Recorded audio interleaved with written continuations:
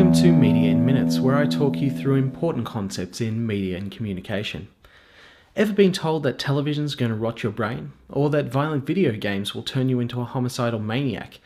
These are just a few of the accusations that have been levelled at the media in a frenzy generated by a moral panic. So what is a moral panic?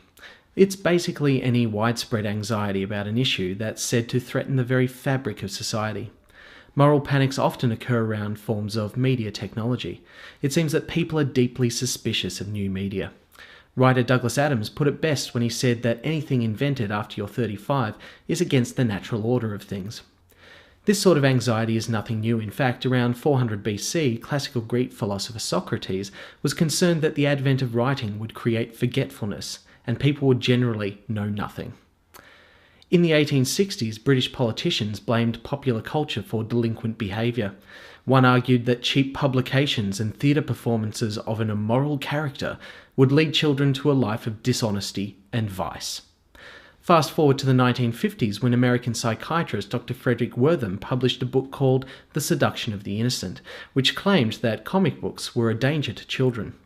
Among other things, he claimed that Batman and Robin were gay lovers who lived in a homosexual paradise.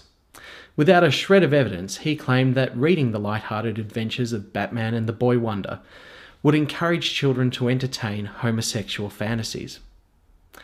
During this period, comic books were under attack for corrupting children. Outrage surrounding the horrific content of comic books led to the introduction of a comic book code that prohibited violence and gore in an attempt to curb juvenile delinquency. In the 1980s, Britain worked itself into a frenzy over violent horror movies. According to newspapers at the time, these so-called video nasties were corrupting children. Newspapers and magazines went crazy with headlines like, "The Vile Side of Video," "Taken Over by Something Evil from the TV Set."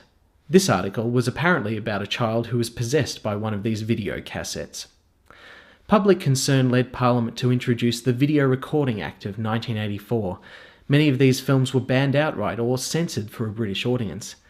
In the United States, Dungeons and Dragons came under fire when it was linked to a number of suicides and murders in the 1980s. A report on 60 Minutes explored how vulnerable kids could be influenced by the board game. Dungeons and Dragons founder Gary Gygax dismissed these claims as unscientific and a witch hunt. Although these murders and suicides were tragic, at the time there were around 4 million children in the United States playing the game. On Tuesday, April 20, 1999, Eric Harris and Dylan Klebold killed 12 students and a teacher at Columbine High School in Denver, Colorado. In the aftermath of the tragedy, commentators were quick to blame the mass media, including television programs like South Park, violent video games, and the lyrics of Marilyn Manson. In Bowling for Columbine, documentary filmmaker Michael Moore explores possible reasons for this tragedy, pointing out the social and cultural problems that underpin events like these. The backlash against popular culture in the aftermath of Columbine was another moral panic. As Henry Jenkins points out in his article Lessons from Littleton, most kids are not at risk from the media they consume. The next time you read about the dangers of social networking or how video games are making us violent, ask yourself whether it's a legitimate story about the effect of new media or it's just another moral panic.